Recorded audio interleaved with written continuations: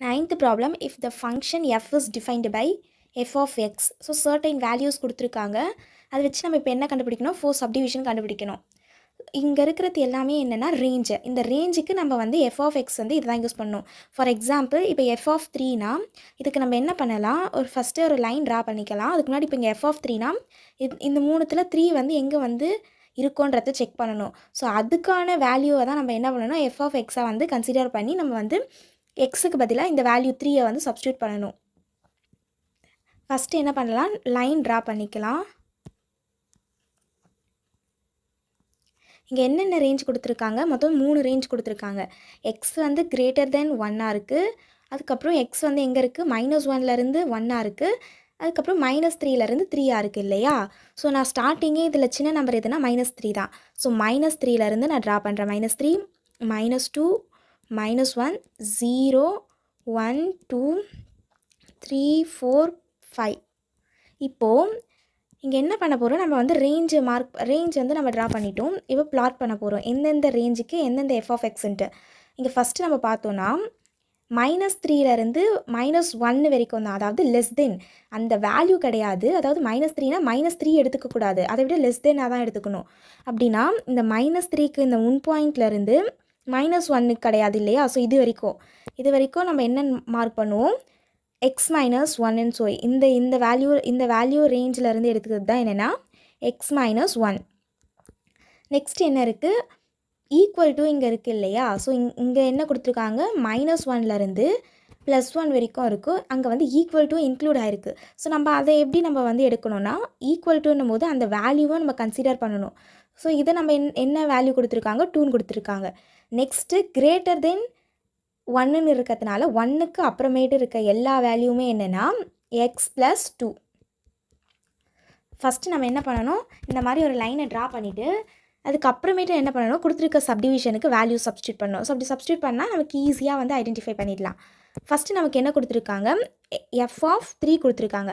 இப்போது இந்த லைனில் 3 வந்து எங்கே வருதுன்னு பார்க்கணும். ஸோ எஃப் ஆஃப் 3ன்னும் போது 3 இங்கே வருது இல்லையா? ஸோ அதுக்கான எஃப் ஆஃப் எக்ஸ் என்ன? x + 2.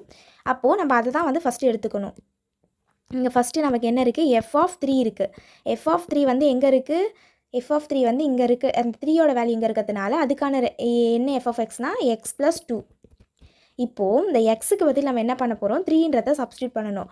இங்கே என்ன பண்ணுறோம்? எக்ஸுக்கு பதில் 3 + 2. 3 + 2 என்ன? 5. அப்போது எஃப் ஆஃப் 3யோட வேல்யூ என்னென்னா 5. இதுதான் என்னென்னா ஃபஸ்ட்டு சப்டிவிஷனுக்கான ஆன்சர்.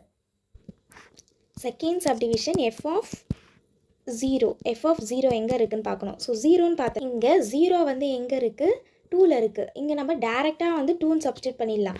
ஏன்னா நம்மக்கிட்ட இங்கே வந்து எக்ஸுன்ற வேரியபிளே இல்லை. எக்ஸுன்னு வேரியபிள் இருந்ததுன்னா நம்ம வந்து 0ன்றதை சப்ஸ்டியூட் பண்ணியிருப்போம். இங்கே எக்ஸுன்ற வேரியபிள் இல்லாததுனால நம்ம டேரெக்டாக என்ன பண்ணியிருக்கோம்? 2வை வந்து ரைட் பண்ணிட்டோம். இதுதான் என்னென்னா செகண்ட் சப்டிவிஷனுக்கான ஆன்சர். தேர்ட் சப்டிவிஷன் என்ன கொடுத்துருக்காங்க? F of -1.5. ஸோ -1.5 வந்து ரேஞ்ச் எங்கே இருக்கும்? மைனஸ் வந்து இங்கே இருக்குது. இங்கே வந்து 0.5 இங்கே வரும். ஆனால் -1.5ன்றது இங்கே தானே வரும். -1.5 இங்கே வரும். இப்போ அதுக்கான ரேஞ்சுன்னு பார்த்தீங்கன்னா x - 1. இப்போ என்ன பண்ண போகிறோம்? அது வந்து எங்கே இருக்குது? x - 1ல் இருக்குது. எக்ஸுக்கு பதில் நம்ம என்ன பண்ண போகிறோம்? -1.5 - 1. நமக்கு ஆன்சர் என்ன கிடச்சிருக்கு? -2.5. இது தேர்ட் சப்டிவிஷனுக்கான ஆன்சர்.